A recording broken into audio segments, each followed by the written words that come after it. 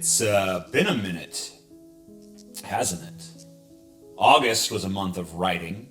I added 20,000 words onto my sex-bot uprising manuscript. I wrote 5,500 words of a script for a 30-page furry vor comic called Going Ham, which was fun.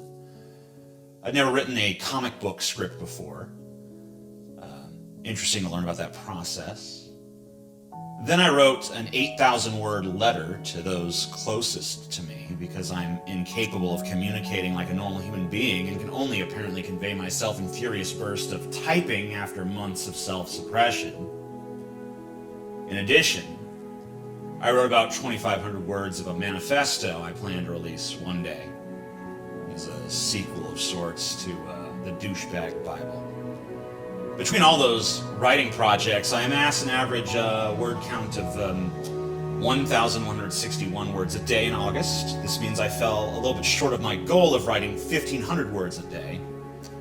Nonetheless, I'm still proud of this achievement. Stephen King himself only averages about 2,000 words a day, and he has no other jobs to worry about, whereas I do. Plus, I'm a better writer than he is. I'll just come out and say it. He sells better. For now. I'm kidding. I'm not that full of hubris. I'm close, but not quite. So I find that I enjoy writing a little bit more than I enjoy YouTube at this point.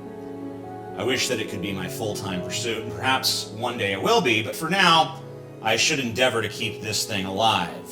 So, let's see what's been going on since the last time I bothered you.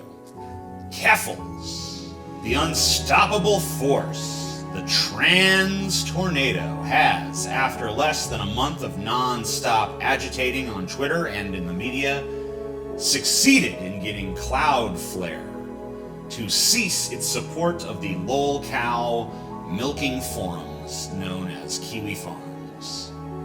If one attempts to visit Kiwifarms at the moment of this recording, they will see a message that simply reads, "Blocked! What happened? Due to an imminent and emergency threat to human life, the content of this site is blocked from being accessed through Cloudflare's infrastructure." And then there is a URL linking to a blog wherein Cloudflare explains its decision by essentially saying that they believe Kiwifarms has escalated its rhetoric in the past 48 hours to the point where they present an immediate threat to human life. Now, Kiwifarms was already implicated in several suicides and other acts of violence and harassment well prior to the last 48 hours, so this rationale makes little sense to me. It's far more likely that Cloudflare made an optics-driven business decision once they realized that Keffals and her followers were not going to get bored and turn down the heat. And I'm sure Kiwifarms will return and that Keffals' battle against them will rage on for a long, long time, much to the entertainment value of everybody who's looking. Nonetheless, it's impressive to see what was accomplished here. I do have to say, though, that I do worry a bit about a world where humanity thinks that it can simply sweep all of its ugliness under the rug. Don't you? We've surely seen by now, especially in the United States, that when you silence a person, whether you do it for noble reasons or not, that person is likely to find a new and more extreme way of being heard. That's why we're all worried about a white nationalist or an incel bursting into the supermarket as we're trying to buy groceries for our family and blowing our brains out so they can get the new high score and dominate the news headlines for a day or two.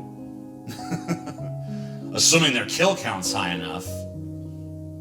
We've seen so many lost people on the fringes of society who give up on life and rage through stores and schools and businesses and houses of worship with assault rifles shaken in their fists and justifications buzzing in their heads. Why do they do it?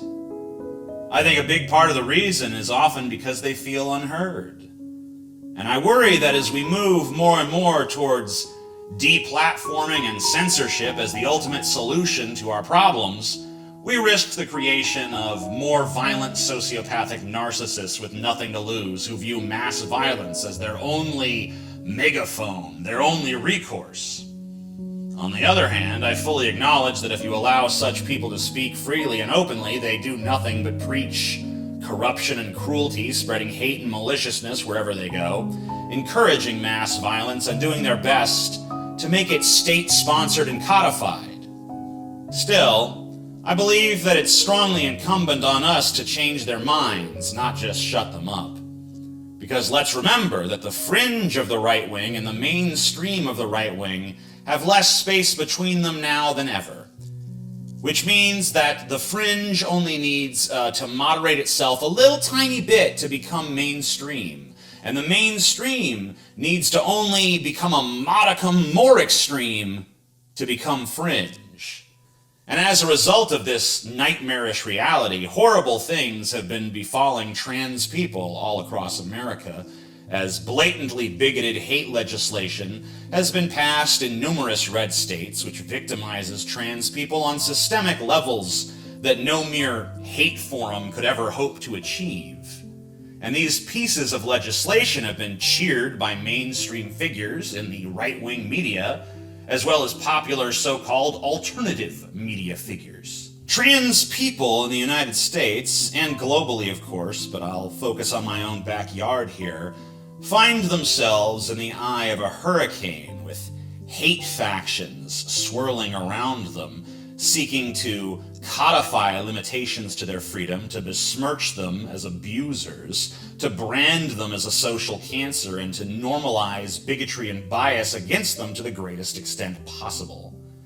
And this is all being done for the cynical cause of drumming up votes, so that the people of this decaying nation will continue to prop up a system of two-party electoralism that has for decades or more failed to address the basic needs of the electorate in any fundamental or transformative way. So we now have President Joe Biden, who was elected in the year of the George Floyd riots, and who presented himself as an antidote to Trump's fascist police state, now saying that his solution to gun violence is, in part, $35 billion in new funding for police. The same police that killed George Floyd in 2020. The same police that haven't changed because they just murdered a 20-year-old guy named Donovan Lewis in Columbus, Ohio a few days ago. The police entered his house and shot him within seconds. He was in bed. And their justification was that he had a vape nearby, which I guess they mistook for a gun. Even if it was a gun, that's no justification for shooting him. We have the right to bear arms in this country, do we not? Well, if you can be shot for merely having a gun sitting next to you, then no, I guess we don't. I want to make it clear that I'm not saying any of these things to diminish what Keffals achieved with her activism. I think that her accomplishments and the accomplishments of the community that she has built are incredible and impressive. But what I fear is that these sorts of victories are a mere topical balm on a gaping flesh wound. There are so many institutional powers in this country and around the globe that seek to do harm to humanity. Anti-trans legislatures spread hate and pass hate laws, and trans people suffer. Pro-cop politicians protect unaccountable cops, and the communities that are over-policed suffer. Capitalists in the donor class who have bought off those who are supposed to regulate them. Low-wage workers suffer when they do that. Landlords jack up the rents, and the tenants suffer. The U.S. war machine grinds on to a higher and higher budget every fiscal year, and the whole world suffers.